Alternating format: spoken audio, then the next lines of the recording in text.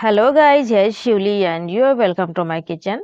Today I'm going to show you an amazing recipe of spinach. I'm going to show you spinach and potato stir fry. It's a Bengali traditional recipe and super yummy to eat with boiled rice or roti or chapati as well. So don't forget to try this. Let's see the recipe. At first, I took a bundle of spinach and cleaned them. After cleaning, I chopped them into small pieces and after that, I washed them properly 3 times with clean water. And here I took two potatoes, medium-sized potatoes, and peeled them off and chopped into pieces. 8 to 10 cloves of garlic and chopped them into small pieces, not very finely.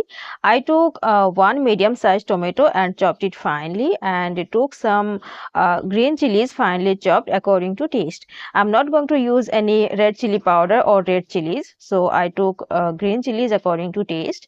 Now in a frying pan, I'm adding some cooking oil, and after the oil is heated well, we need to fry the potatoes.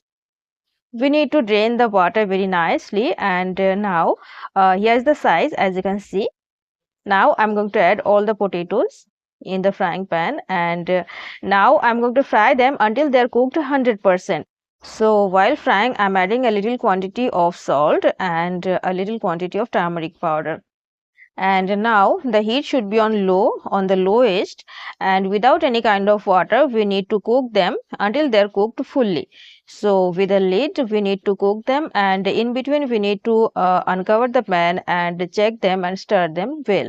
I didn't use any water and you can see that the potatoes are cooked 100%. So now I'm going to take them off in a bowl. After that we need to add some more cooking oil and let it heat well. I'm checking it, and when the oil is heated well, we need to add some a half teaspoon of cumin seeds and a half teaspoon of mustard seeds. We need to let them crackle well, and after that we need to add the garlic. After adding garlic, we need to do hurry so that they must not burn at all. Quickly after adding the garlic, we need to add some spinach. I'm adding a very little quantity of spinach now, and now I'm going to mix everything well so that the garlic may not burn at all. After mixing well, I'm going to add some more things. I'm adding the green chilies, chopped green chilies according to taste, and some salt according to taste. We need to remember that we added salt with potatoes as well. After that, we need to mix everything well, and after mixing, we need to add the rest of the spinach over it. We need to spread them well because the frying pan is not so big. So I'm spreading them like this, and after adding the spinach, we need to cover the frying pan on high heat. High heat is not a problem right now because the spinach has some water, because we took it quickly after washing, and inside the spinach there is so much water. So now I'm covering it on high heat for about 2 to 3 minutes. After about 3 minutes, the quantity is decreased as you can see. Now I'm mixing it. I had to add some turmeric powder as well along with the salt and green chilies, but I actually forgot. So now I'm adding about 1/4 teaspoon of turmeric powder here. After mixing well, I'm going to cover it again on medium heat. In between, we need to uncover it and stir it well and check it.